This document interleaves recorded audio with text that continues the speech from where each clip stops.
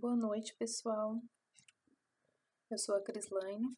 Nosso grupo é composto por 4 integrantes: Danilo, Fagner e Stephanie. O tema do nosso trabalho é dissolução parcial da sociedade. Esse tema, ele não se exaure em apenas dissolver parcialmente a sociedade. No Código de 1850 Comercial, tudo era motivo de extinção. O Código Civil de 2002 regulamentou essas possibilidades de dissolução mediante distrato ou mediante sentença. Geralmente é um procedimento que requer uma liquidação, requer a nomeação de uma pessoa liquidante, para em si, se for o caso, fazer a extinção, ser cancelado o registro.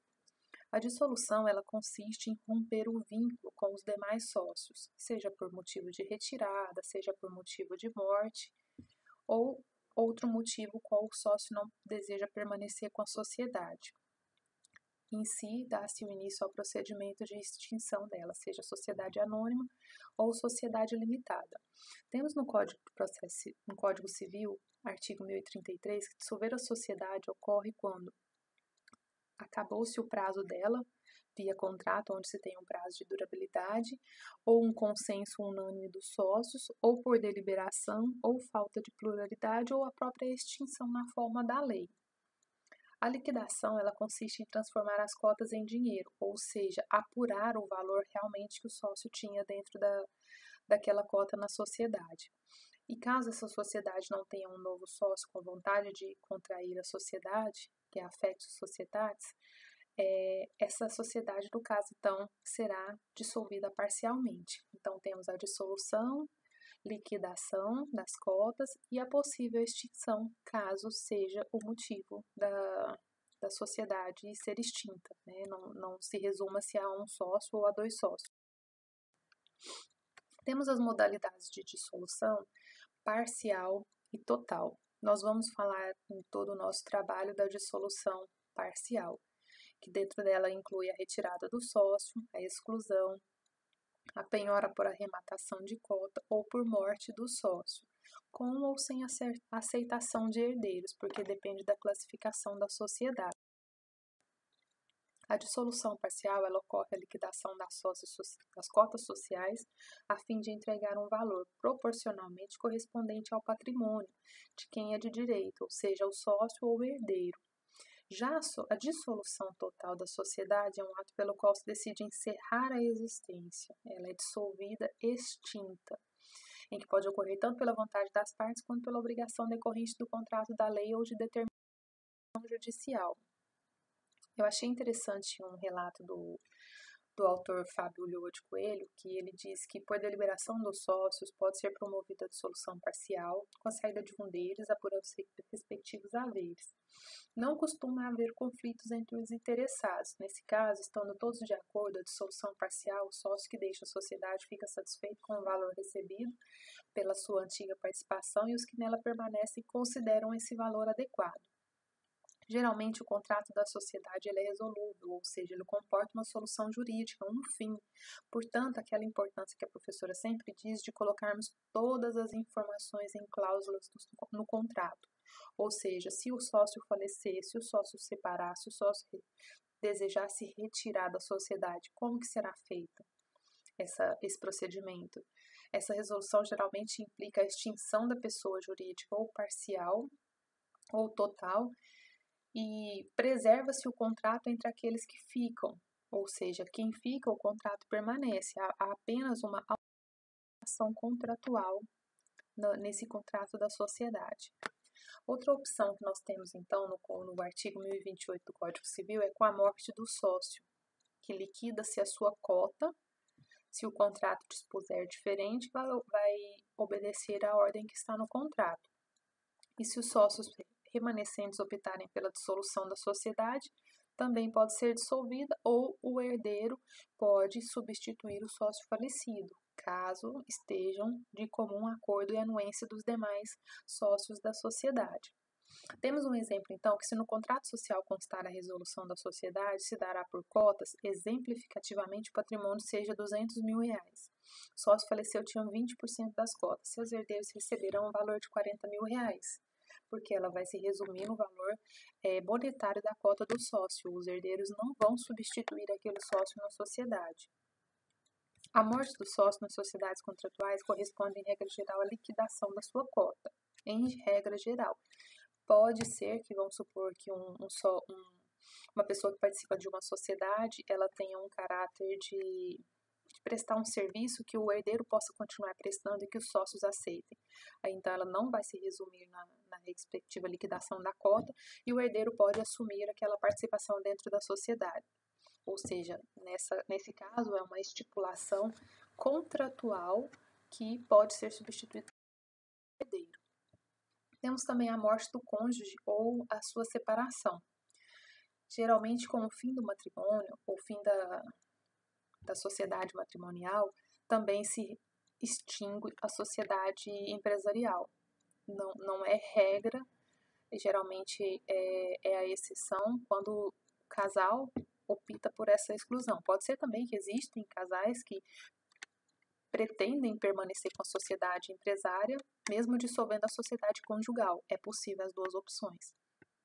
Mas geralmente a dissolução da sociedade do casal põe fim à fidelidade, à coabitação, regime de bens e sempre há a partilha do patrimônio. Mas essa semana mesmo, passada, eu ouvi um caso que o casal se separou, mas permaneceu a sociedade empresária deles, por fins comerciais e financeiros, eles não quiseram dissolver a sociedade.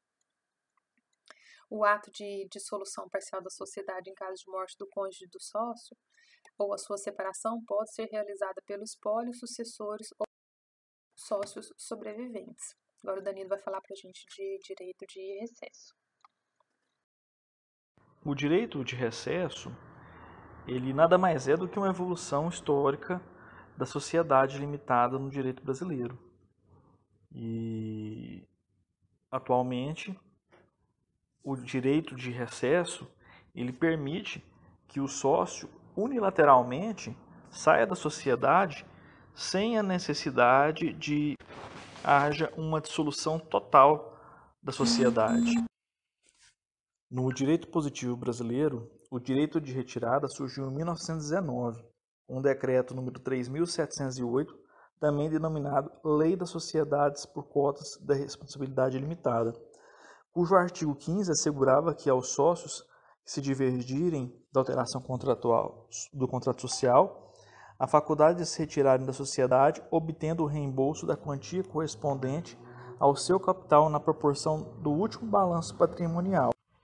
E com a entrada em vigor do Código Civil de 2002, foi introduzido no artigo 1077, cuja redação contempla o direito de recesso nas sociedades, que constitui uma espécie de poder potestativo, conferindo aos sócios das sociedades limitadas que discordam das alterações promovidas ou que não querem mais permanecer associados, que deixa a sociedade, criando para esta a obrigação do pagamento do valor de reembolso de sua associação.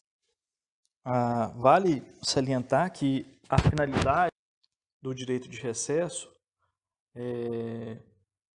era proteger os sócios minoritários, das deliberações perpetradas pela maioria societária, que muitas vezes acarretavam em prejuízo àqueles sócios que não tinham poder decisivo na sociedade limitada.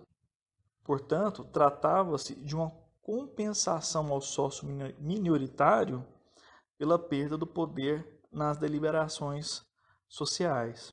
Vale também salientar que no Código Civil de 2002, no seu artigo 1057, ele contempla a possibilidade de os sócios se retirarem da sociedade através da livre cessão ou não das cotas na sociedade limitada. Nesse caso, há ampla margem de liberdade para os sócios, que podem dar um caráter mais personalista ou mais capitalista à sociedade limitada. Então, ao nós considerarmos o direito empresarial brasileiro, ele vai estar inserido no ordenamento jurídico geral capitalista, e que torna mais fácil supor que os princípios e valores constitucionais desse regime capitalista de mercado também são princípios fundamentais do direito empresarial. A exemplo, a liberdade de associação, que é assegurada expressamente na Lei Fundamental, na Constituição Federal, no seu artigo 5º, inciso 17 e 20. Na dissolução parcial por contrato por prazo determinado, nós verificamos aqui nesse slide que o sócio ele pode sair da sociedade, mas ele deve comprovar a justa causa e de forma judicial. Então ele tem que promover uma ação de dissolução parcial da sociedade. No artigo 1077, ele, como a gente pode ver aí, ele apresenta a justa causa, né? Que quando houver modificação do contrato, fusão da sociedade, incorporação de outra ou dela por outra, terá o sócio que dissentiu o direito de retirar-se da sociedade nos 30 dias subsequentes à reunião, aplicando-se o silêncio do contrato social antes vigente, o disposto 1031. Aí no artigo 1031 fala que deve ser feito um balanço patrimonial só para apurar o valor da cota, que apura-se o percentual da cota a ser recebido pelo sócio que está se retirando da sociedade. Já na dissolução parcial por contratos sociais por prazo indeterminado, como a gente pode ver no slide, ele já não precisa fazer prova judicial. Ele só apenas precisa o quê? Notificar os demais sócios com antecedência de 60 dias. O artigo 29, ele acaba abarcando tanto o contrato por prazo determinado como indeterminado, né, conforme a gente pode acompanhar aí no slide. Né? O artigo 1029, além dos casos previstos em lei ou contrato, qualquer sócio pode retirar-se da sociedade se de prazo indeterminado, mediante notificação aos demais sócios, com antecedência mínima de 60 dias, se de prazo determinado, provando judicialmente a justa causa. A exclusão do sócio é a saída forçada de um ou mais sócios pela imposição dos demais, sendo a sua retirada do quadro social. Infelizmente, em relação ao tipo da ação a ser proposta perante o Judiciário, o Código Civil e o Código de Processo Civil nos possibilitam duas margens. O Código Civil fundamenta que a exclusão não deve ser confundida com a dissolução parcial, pois se referem à resolução da sociedade em relação ao sócio, na qual vemos que no seu artigo 1030 deverá ser proposta pela maioria dos sócios, onde estes devem representar mais da metade do capital social, excluído o percentual correspondente do sócio quem pretende excluir. Já no Código de Processo Civil, podemos analisar que a exclusão do sócio é contemplado como objeto da ação de dissolução, em seu artigo 600, inciso 5, onde a ação de dissolução será proposta e conterá nos seus pedidos a exclusão de determinado sócio. Dessa forma, nós cremos que o certo será consoante o artigo 1030 do Código Civil, onde a ação de exclusão passará pelo rito comum e a ação de dissolução parcial da sociedade passará pelo rito especial. Portanto, vale lembrar que a ação de dissolução ocorrerá apenas quando a exclusão do sócio tiver transitado em julgado. O artigo 1030 do Código Civil diz: ressalvado o disposto no artigo 1004 e seu parágrafo único, pode o sócio ser excluído judicialmente, mediante iniciativa da maioria dos demais sócios, por falta grave no cumprimento de suas obrigações ou ainda por incapacidade superveniente. O sócio que sofrer embriaguez habitual, for dependente de toxinas ou possuir deficiência mental, seja ela completa ou reduzida, poderá ser vítima de uma exclusão. Dessa forma, esses requisitos são denominados de incapacidade superveniente, devendo sua incapacidade ser comprovada com sentença judicial. Assim, interposta a ação, o juiz analisará no caso concreto e verificará se a incapacidade sobrevinda ao sócio influi, de algum modo, nas atividades societárias. Portanto, é exclusiva na sociedade de pessoas, e sempre que a atuação pessoal do sócio seja característica da sociedade. Podemos dizer que a exclusão do sócio derivada pela incapacidade superveniente é inconstitucional, porque afronta princípios básicos da Constituição. O sócio que pratique falta grave poderá ser vítima de exclusão na sociedade. Dessa forma, essa expressão falta grave são atos que desrespeitam os deveres sociais. Assim, o contrato social deve prever esse comportamento, que justifica a falta grave, na qual serão vedados e cuja verificação por si só justificará a exclusão. Também poderá ocorrer as hipóteses em que o sócio poderá ser perdoado pelos demais, porém dependerá de cada caso concreto. Não podemos olvidar que as principais obrigações do sócio é a integralização do capital social, onde, se o mesmo não integralizar, passa a ser denominado como sócio remisso. Feito isso, a sociedade irá notificar o sócio para que no prazo de 30 dias o mesmo integralize suas cotas, e se ele não integralizar, ele poderá ser vítima da exclusão da sociedade. Essa hipótese de exclusão está prevista no artigo 1004 do Código Civil. Por fim, para finalizar o tópico da exclusão do sócio, o Código Civil tem uma figura muito importante que é a exclusão extrajudicial, na qual não precisará interpor uma ação para que o sócio seja excluído da sociedade. Porém, essa exclusão extrajudicial é exclusiva para as sociedades limitadas. Dessa forma, ocorrerá apenas uma alteração no contrato em razão do sócio, mas deve haver justa causa. Boa noite, pessoal. Meu nome é Fagner e eu vou falar com vocês sobre a falência do sócio. Como a gente já sabe, um dos institutos do Código Civil é a falência, né? E não só do Código Civil, nós temos uma lei específica que fala sobre a falência também, que é a Lei de Falências 11.101 de 2005. E a falência do sócio em si é motivo para a exclusão da sociedade. E ela pode acontecer quando esse sócio também desenvolve atividade empresarial fora da sociedade em questão. Então, ele desenvolve uma outra atividade, por casos de força maior, ele entra em falência, né? Falência como empresário, né? Não enquanto empresa. E isso é um dos motivos de exclusão do seu vínculo com a empresa. Na falência, a gente precisa deixar claro que ela só é pertinente ao empresário. Ela não atinge as pessoas que desenvolvem atividade intelectual. Então, médicos, advogados, filósofos, todas as pessoas que desenvolvem atividade intelectual não são contempladas nesse processo de falência e exclusão da sociedade. E a exclusão do sócio falido ocorre de pleno direito, de acordo com o parágrafo único do artigo 1030 do Código Civil. E como eu já falei, todo o processo de decretação de falência tem previsão legal na Lei 11.101 de 2005, que é conhecida como a Lei de Falências, a partir do artigo 94 e dos seguintes. Bom, e uma vez decretada a falência do sócio, o processo de falência em si, ele vai determinar a execução dos bens que esse sócio possui, dentre eles as cotas da sociedade.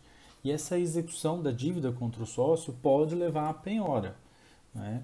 E essa penhora, ela vai depender muito do tipo de sociedade de qual nós estamos falando, né? Como todos já ouviram a professora Vilma falar, nós temos a sociedade intuito pecuni, que é aquela sociedade que visa o financeiro, o dinheiro em si. Ela não se limita a saber quem é o dono da cota, né? Se a cota pertence ao A, B ou C, não faz a menor diferença.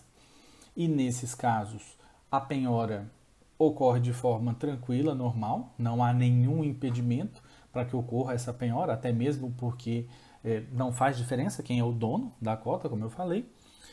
E nós temos as sociedades intuito personae, que aí as coisas complicam um pouco mais. Por quê? A sociedade intuito personae, ela visa a pessoa do sócio.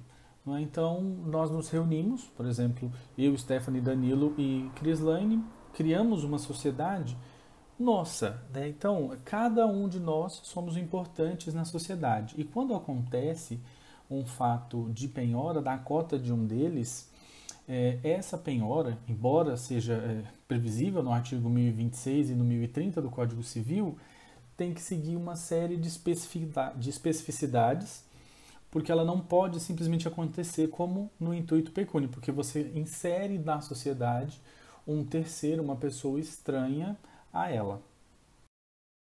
Nesse caso, então, do intuito personae, se, porventura, os lucros que essa sociedade ela provém a esse sócio falido, esses lucros são suficientes para satisfazer os créditos executados, então, obviamente, não é necessário que se faça a penhora das cotas sociais dele. Porém, se não for suficiente, se esse lucro não for suficiente para satisfazer os créditos, aí sim nós vamos ter um segundo procedimento, que seria a liquidação da cota. E essa liquidação ela é feita através de um balanço especial. Né? Esse balanço é feito, vai ser levantado todo o ativo, passivo, todas as obrigações que a empresa tem no tocante a este sócio, né, de forma geral, e no percentual que toca a esse sócio falido. O valor em si apurado, ele será depositado em dinheiro no juízo onde corre o processo de execução em até 90 dias após a liquidação, né, de acordo com o artigo 1026, no parágrafo único. E, caso não ocorra esse depósito por parte da sociedade, aí sim o credor, né, o autor dessa execução contra o sócio, ele passa a ter direito a um título executivo. Né? Ele passa a ter direito de executar os bens sociais da empresa.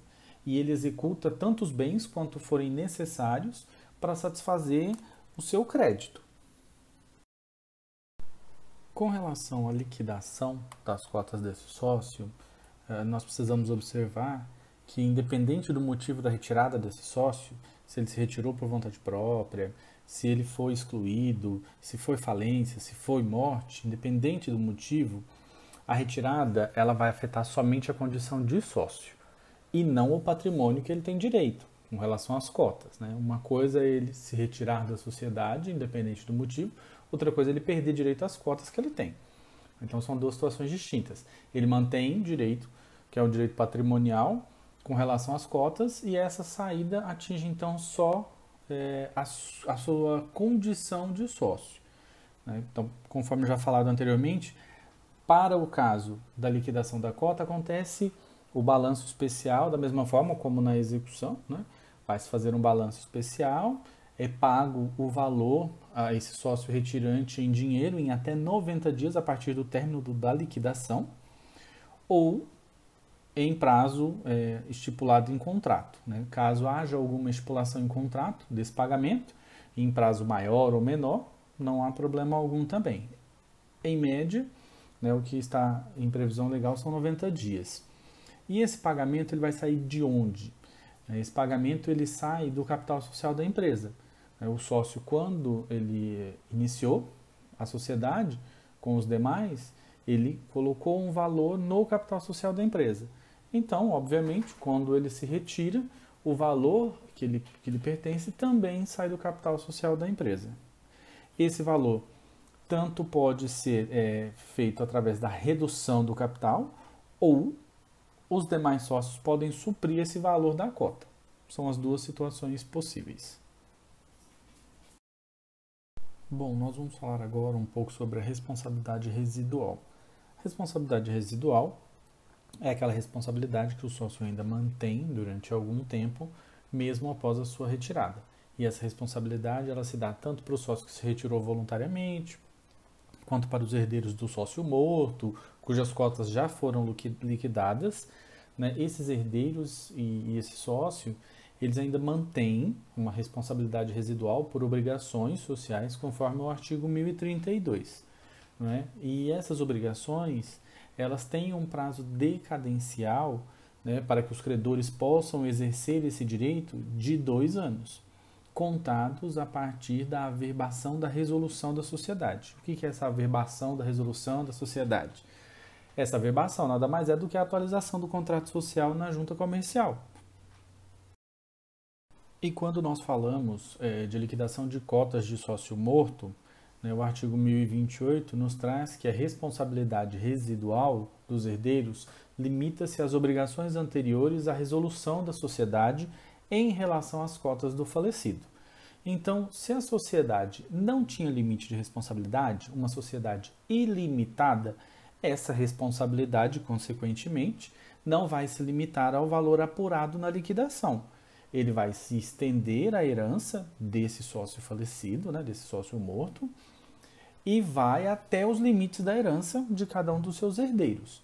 Então, a gente precisa também fazer um link aqui com o direito de sucessões, né, porque as dívidas do decujus, do falecido, elas não ultrapassam as forças da herança. Então, eu herdei R$100.000, Eu tenho dívidas de 50 mil reais, ótimo, tenho um saldo de 50 mil reais. Se eu herdei 100 mil reais, eu tenho dívidas de 1 milhão, vão ser pagos 100 mil reais de dívida, 900 mil reais, um abraço. Então, se não há limite de responsabilidade na sociedade, não há limite da responsabilidade também no valor das cotas no caso do sócio morto. E, caso haja limite na sociedade, é uma sociedade limitada, né, a sociedade limitada, o sócio comanditário, na comandita simples, os herdeiros eles vão responder apenas aos valores que competem à liquidação das cotas do falecido. Então, o falecido tinha 100 mil reais em cotas e a sociedade, esses herdeiros receberam esse valor. Qualquer obrigação, qualquer responsabilidade residual sobre esse sócio morto, ela será estendida até o limite das cotas sociais a que ele tinha direito. Nos casos em que o sócio solicita sua retirada ou foi excluído por algum outro motivo, essa responsabilidade residual ela permanece sobre as obrigações anteriores até a saída desse sócio, óbvio, com prazo decadencial de 2 anos. Né? Nos casos da sociedade simples, em nome coletivo e comandita simples, em relação ao comanditado, essa responsabilidade não se limita ao valor apurado, né? Ou seja, as cotas dos sócios, mas ela estende-se ao restante do patrimônio pessoal desse sócio. É a mesma situação do sócio morto. Né? Então, sociedade ilimitada, né? O patrimônio pessoal do sócio responde também por todas as dívidas e todas as situações que sejam pertinentes. E na sociedade limitada, na sociedade comandita simples, em relação ao comanditário, né, essa responsabilidade se limita ao valor recebido pela cota, né, que foi liquidada, não mais. Ela não passa para os bens particulares desses sócios, no caso da sociedade limitada. Nós temos que a responsabilidade, né, residual, ela se estenderá até o dia em que seja tomada a providência da averbação da resolução, né, da sociedade, ou seja, daquela atualização do contrato social na junta comercial e seu respectivo arquivamento. Porém, há sempre uma exceção à regra, né, e essa exceção ela vem no sentido de que se provado que um terceiro credor da obrigação já constituída após a liquidação da cota do sócio retirante, mas antes da respectiva averbação ou do arquivamento, sabia ou devia saber da retirada ou da exclusão do sócio. Ou seja, vamos traduzir isso aqui. Já foi feita a liquidação das cotas do sócio. Ok? Tudo certo, resolvido. 30 de abril de 2020. Um credor de ciência dessa informação, em uma responsabilidade posterior ao dia 30 de abril, então uma responsabilidade, suponhamos, a partir do dia 20 de maio, né, que foi contraída a partir do dia 20 de maio, esse credor se volta para esse sócio que se retirou antes. Por quê que ele se voltou contra esse sócio? Porque ainda não estava averbado na junta comercial essa alteração de contrato, a retirada dele. Mas se era sabido pelo credor que esse sócio já havia se retirado, então esse sócio não terá responsabilidade sobre essa situação. E, uma vez arquivada a alteração contratual, ela começa a contar então o prazo decadencial, que são de 2 anos, de acordo com o artigo 1032 do Código Civil. Para que nós possamos finalizar esse quesito de responsabilidade residual, nós temos a situação quando um sócio, um ex-sócio, efetua um pagamento a um terceiro credor por responsabilidade residual, só que este pagamento ele já constava do passivo da sociedade quando foi feita a apuração, aquele balanço. Então, já havia esse passivo, ele foi contabilizado neste balanço e depois disso, o ex-sócio efetuou o pagamento novamente. Então, houve um pagamento em duplicidade. Nesses casos também, há uma situação de que o ex-sócio pode entrar com uma ação regressiva contra a sociedade e subsidiariamente contra os demais sócios, exigindo o reembolso do que ele pagou, corrigido monetariamente com juros moratórios e calculados a partir do efetivo desembolso. Então, paguei 2 vezes, não deveria ter pago a segunda vez, entro com uma ação regressiva contra a sociedade e os outros sócios para reaver esse valor, porque esse valor de pagamento já constava do balanço no ato da retirada do sócio. Bom, então vamos caminhar para o fim da nossa apresentação. Depois de tudo que nós falamos, Stephanie, Danilo, a Crislaine e eu, a gente conseguiu ver com clareza todas as opções de dissolução parcial da sociedade. Então, seja essa dissolução por morte do sócio, por exclusão, por direito de retirada ou por incapacidade superveniente. Vimos também que existe o direito de falência, sendo essa falência do sócio e não da empresa em si, e também da natureza das ações de dissolução da sociedade, que se divide em 2 fases distintas, que a primeira é aquela situação do affectio societatis, quando já não existe mais o desejo de se manter a sociedade, e aí você tem a dissolução da sociedade, e um segundo momento, uma segunda fase, que seria a apuração dos haveres que cabem a esse sócio retirante, ou ao sócio falecido. Então, são esses 2 momentos. Nós expusemos que existe a resolução da sociedade com relação ao sócio, ou a dissolução parcial dela, de forma extrajudicial, com fundamento na quebra do affectio societatis, que é aquele desinteresse em se manter associado a determinada empresa. Além disso, a gente tem também a dissolução da sociedade que pode ser provocada por uma vontade de determinado sócio, eu não desejo mais manter, então pode ser provocada por essa vontade, pode ser provocada pela retirada do sócio, pode ser provocada pela morte do mesmo, também a exclusão desse sócio por algum motivo, os demais sócios o excluem da sociedade. Existe a falência do sócio também, que são motivos de retirada, a liquidação da sua cota e essa liquidação se dá por pedido de um credor do sócio. Em todas as hipóteses que nós abordamos, sempre é levado em conta o princípio da função social da empresa, que é a preservação dela. Então, em todas as hipóteses, nós vamos sempre trabalhar para que a empresa se mantenha perene, para que ela não finalize as suas atividades por conta dessa dissolução parcial, por conta de uma retirada do sócio. Sempre observando que trabalha-se e tenta salvar o que tem salvação. Quando não há nenhuma salvação, então abre-se processo de falência e dissolução, se for o caso, de toda a sociedade.